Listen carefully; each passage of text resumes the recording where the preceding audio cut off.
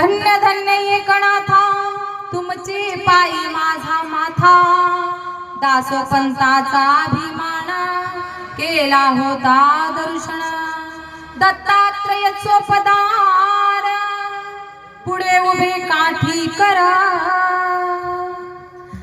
येवण थुंकला गावरे प्रसाद देऊनी मुक्त केला निळा शरण तुमचे पाया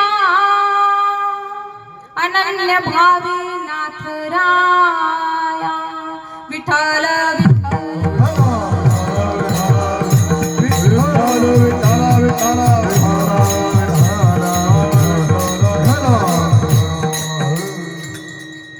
वक्रतुंड महाकाय सूर्यकोटी समप्रभा निर्विघ्नं कुरु मे देव सर्व कार्येषु सर्वदा सर्वमंगल मांगल्ये शिवे सर्वार्थ साधिके शरण्ये त्र्यंबके गौरी नारायणी नमोस्तुते गुरुर्ब्रह्मा गुरुर्विष्णू गुरुर्देवो महेश्वरा गुरुर् साक्षात् परब्रह्मा तस्मै श्री गुरुवे नमः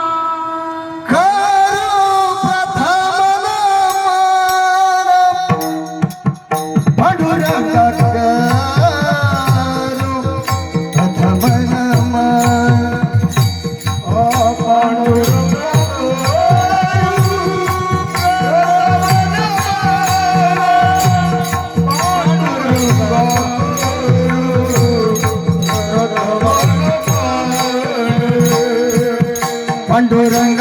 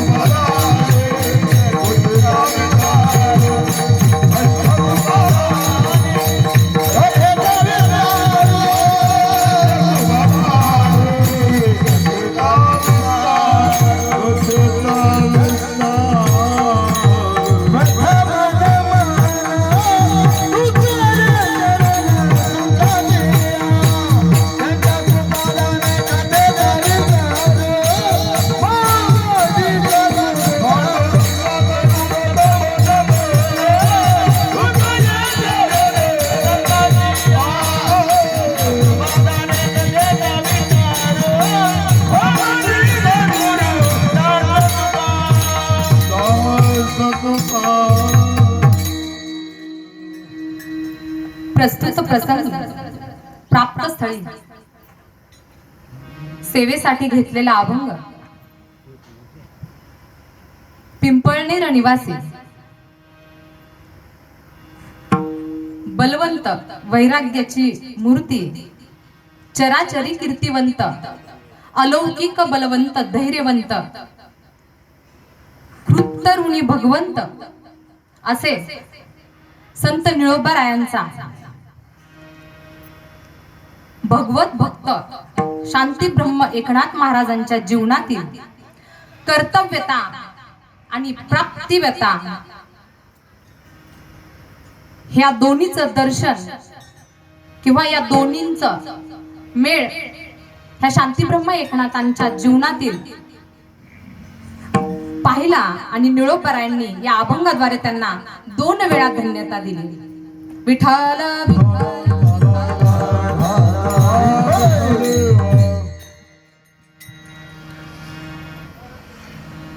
श्री संत शांती ब्रह्म एकनाथ महाराजांची आज नाथषष्ठी. नाथषष्ठी म्हणजे तरी काय हो? ज्या दिवशी नाथांनी जलसमाधी घेतली तो हा दिवस. नाथरायांचा महिमा फार अलौकिक होता.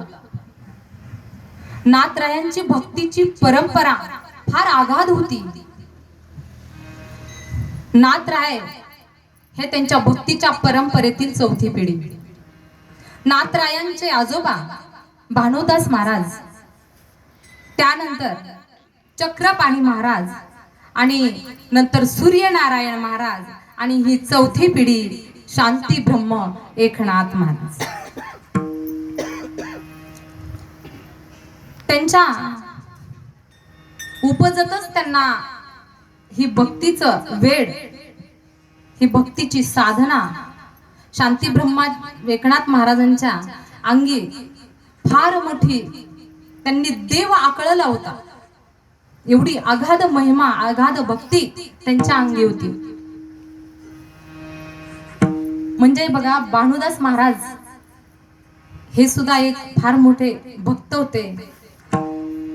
जेव्हा विजयनगरीचा राजा कृष्णराय यानं स्वतःच्या बळावर पंढरपूरची विठ्ठल मूर्ती त्याच्या राज्यात घेऊन गेला, तेव्हा मात्र भानुदास महाराजांना काही कळेना. भानुदास महाराजांनी स्वतःच्या भावबळावर परराज्यातली ती विठ्ठल मूर्ती आपल्या पंढरपूर क्षेत्री आणली आणि विठ्ठलाची भक्ती भावे पूजा केली. कारण देवाला काय पाहिजे असतं पहा? भक्ताचा भाव. नाथराय सुद्धा एका अभंगात सांगतात, प्रेमासी तो देवासी तो रे एक प्रेम भाव, देवासी तो रे एक प्रेम भाव, देवासी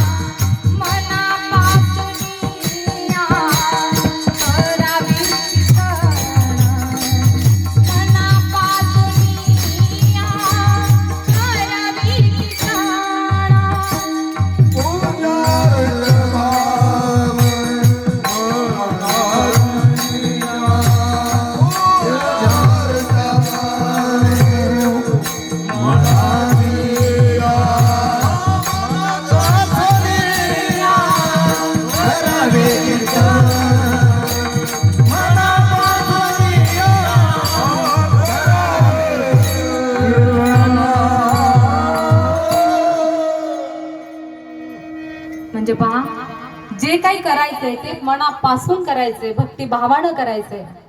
आणि भानुदास महाराजांनी स्वतःच्या भावबळावरच तर ती मूर्ती आपल्या पंढरपुरात आणली. आणि नंतर तिथून पुढे पहा, पंढरपूरमध्ये विठ्ठलाच्या आघात लीला आघात महिमा त्यांचा सुरू झाला. पंढरपूरच्या वाऱ्या असतील, आषाढी कार्तिकी बहुतेक दिंड्या, हे सगळा सोहळा तिथून पुढे सुरू झाला. नाथराय यांची लहानपणी, कारण नाथराय हे मूळ नक्षत्रावरच जन्माला आलेले होते. कारण जेव्हा विठ्ठल मूर्ती स्वतःच्या भावबळावर भानुदास महाराजांनी पंढरपूरला आणली, तेव्हा पंढरीच्या विठ्ठलानं भानुदास महाराजांना एक वर दिला की तुझ्याच कुळात मी अवतार घेईन. आणि तो अवतार कार्य, ते अवतार म्हणजे हे शांती ब्रह्म एकनाथ महाराज. मग जेव्हा भानुदास महाराज पंजोबा होते नाथरायांचे, नाथरायांचा जन्म झाला, मूळ नक्षत्रावर नाथरायांचा जन्म झाला, तेव्हा त्यांचे आई वडील त्यांच्या लहानपणीच निवर्तले. त्यानंतर शांतीब्रह्म एकनाथ महाराजांचा सांभाळ त्यांच्या आजी आजोबांना केला. नाथरायांना फार भक्तीचं वेड, ग्रंथ अवलोकन करायचं वेड, त्यांनी खूप ग्रंथ अवलोकन केले आणि वैराग्य प्राप्त करून घेतलं. आणि अवघ्या वयाच्या 7-8व्या वर्षीच ते गुरुच्या शोधात निघाले. ते गुरुच्या शोधात निघाले तेव्हा त्यांना एक साधू भेटले आणि त्यांना गुरूंचा पत्ता दिला. म्हणजे कोणाचा? जनार्दन पंतांचा पत्ता दिला, जनार्दन स्वामींचा पत्ता. मग जनार्दन स्वामी आहेत कुठे? देवगिरीवर. मग 7-8 वर्षाचे शांतीब्रह्म एकनाथ महाराज आजी आजोबांना न सांगताच देवगिरीवर निघून गेले.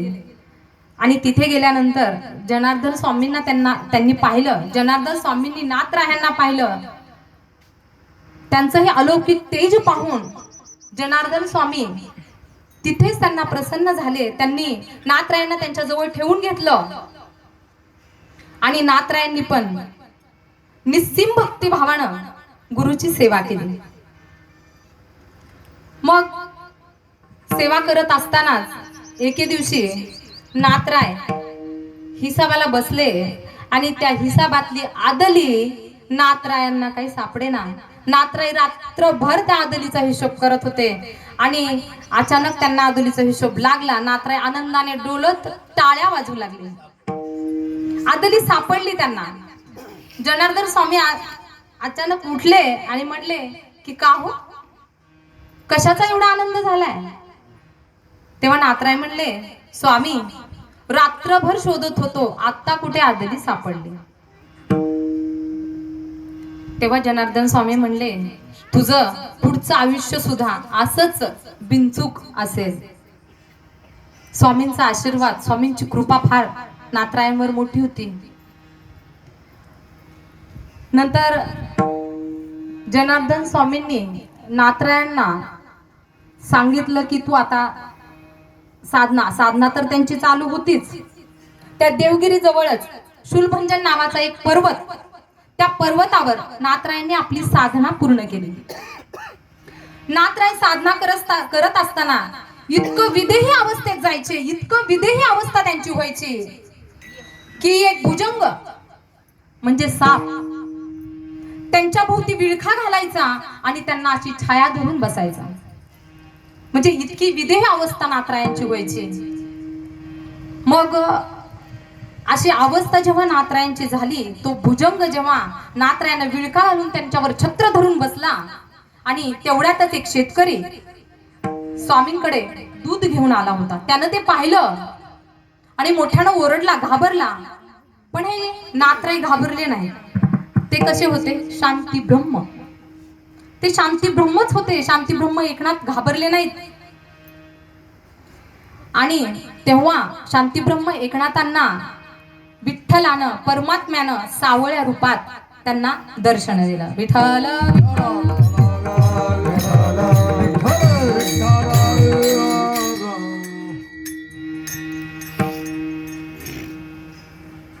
पुढे नाथरायांची ही अगाध साधना पाहून स्वामी म्हणले, नाथरायण आता तुम्ही तीर्थक्षेत्री जावं, तीर्थयात्रा कराव्या.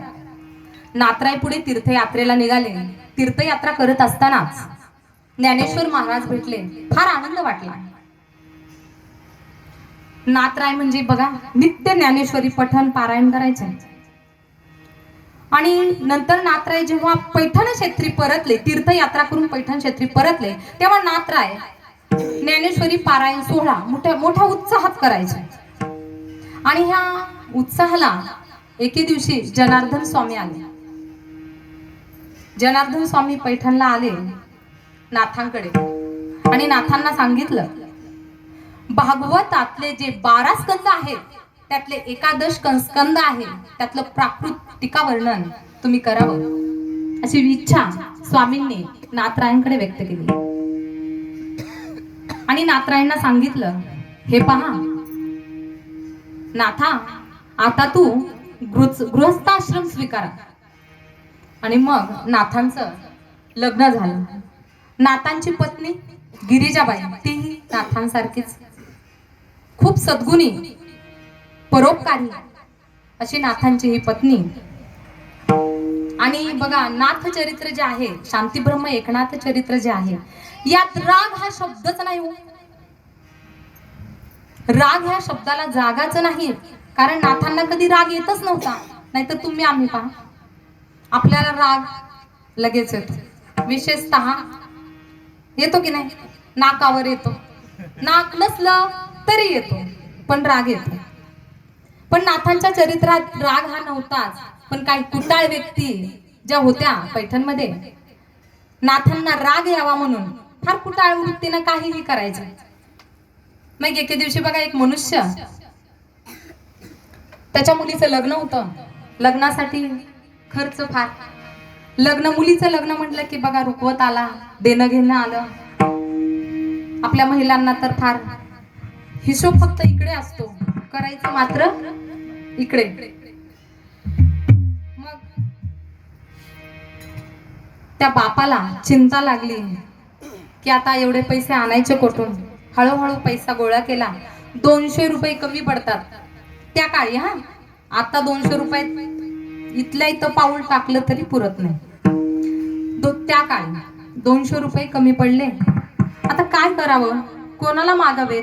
शेजाऱ्याला मागितलं तर काय देणार नाही, गावातल्या कोणाला मागावं का?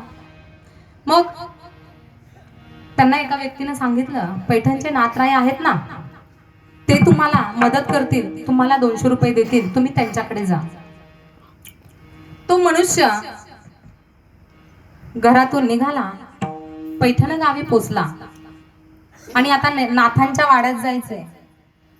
तिथे 4-2 व्यक्ती चौथाऱ्यावर बसलेले होते. तो त्यांच्याकडे गेला. मग त्या 4-2 व्यक्ती नेमक्या कोण, तर नाथरायांचे कट्टर विरोधी. आता ते नीट सांगतील का? ते नाथरायांचा पत्ता त्याला नीट सांगतील का? नाही. ते काय म्हटले, तुला 200 रुपयाची गरज आहे ना, आम्ही 5 जण आहोत, तुला आम्ही सगळेजण मिळून 100 मिळून असे 500 रुपये देतो, पण आमची एक अट आहे. ते म्हणे, तुमची काय अट आहे? नाथरायांच्या घरी जायचं आणि नाथांना राग येईल असं वागायचं. नाथांना राग आला पाहिजे. मनुष्याला बघा लालसा, त्याला पण तोंडाला पाणी सुटलं. 200 रुपये ऐवजी 500 रुपये मिळतात ना, पण नाथांना राग यायचा असं तर वागायचे. फार काय करायचे तेव्हा. मग तो मनुष्य नाथांच्या घरी जायला निघाला 500 रुपयाच्या ओढीनं. नाथरायांच्या घरी गेला. आपल्याकडे रिवाज आहे पहा, एखाद्याच्या घरी गेलो तर आपण दारावरची बेल वाजवतो किंवा दार ठोठावतो. पण त्या मनुष्यानं तसं नाही केलं. 10 अडकन दार उघडलं, धडक आत शिरला, पायात चप्पल